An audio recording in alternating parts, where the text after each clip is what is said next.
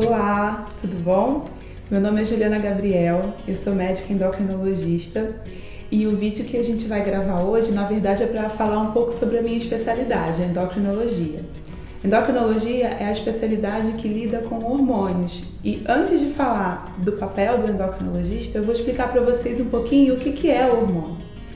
Na verdade, o nosso corpo ele precisa funcionar e ele precisa exercer suas funções. Então a gente tem o tempo inteiro funções acontecendo no nosso corpo, da respiração, do batimento do coração, do pensamento, da digestão. E para cada função do nosso corpo, a gente precisa ter uma regulação.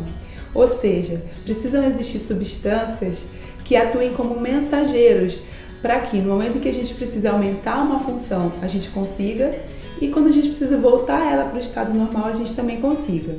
Então, na verdade, os hormônios eles atuam dessa maneira, eles atuam como mensageiros regulando as funções do corpo. Então, o que acontece? Toda vez que a gente precisa, no caso, aumentar ou diminuir uma função, existe sempre um hormônio que faz com que essa função se acelere ou aumente e o outro que faz com que ela desacelere ou diminua. E se existem tantos hormônios diferentes, regulando tantas funções diferentes, por que se chamam todos hormônios? Porque, na verdade, eles são produzidos em um lugar só do corpo, ou seja, nas glândulas endócrinas, e eles atuam à distância, através do sangue, nos seus órgãos-alvo, regulando essas funções. Um exemplo que eu gosto muito de dar é o exemplo do batimento do coração, a frequência cardíaca. A gente tem momentos da vida em que precisa que essa frequência aumente, por exemplo, quando a gente está fazendo um exercício, dando uma corrida. Então, a gente tem alguns hormônios que fazem aumentar o ritmo de batida do coração, ou seja, a frequência cardíaca. Só que no momento que a gente volta para o repouso, essa frequência tem que voltar para o normal. Então a gente tem um outro grupo de hormônios que regula esse batimento para baixo.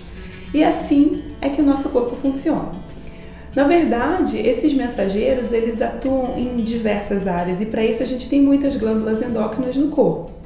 Sempre que uma glândula está deficiente, ou seja, ela não consegue produzir os hormônios necessários, você pode entrar num estado de doença.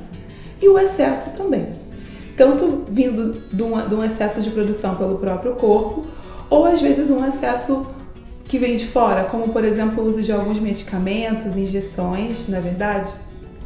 E aí o nosso corpo, que precisa sempre estar em equilíbrio, acaba entrando em desequilíbrio. E por isso a gente precisa identificar, diagnosticar e fazer esse tratamento corretamente. Quando as pessoas falam em repor hormônio, reposição hormonal, muitas pessoas associam com a reposição hormonal da menopausa. Mas, na verdade, qualquer hormônio que esteja faltando e que você precise repor é uma reposição hormonal. Um exemplo que eu gosto de dar é o exemplo do diabetes. Quando o diabético chega num estágio em que ele não produz mais a insulina e você precisa repor a insulina do corpo, na verdade você está fazendo uma reposição hormonal. Assim também vale para a tireoide ou para a própria menopausa. Por isso é importante que você encontre, se você sente algum problema relacionado aos hormônios, se você tem alguma queixa, você procure um médico endocrinologista para fazer uma avaliação e um diagnóstico adequado e perceber qual que é o melhor tratamento para você, para o seu caso. Muito obrigada, espero que vocês tenham gostado.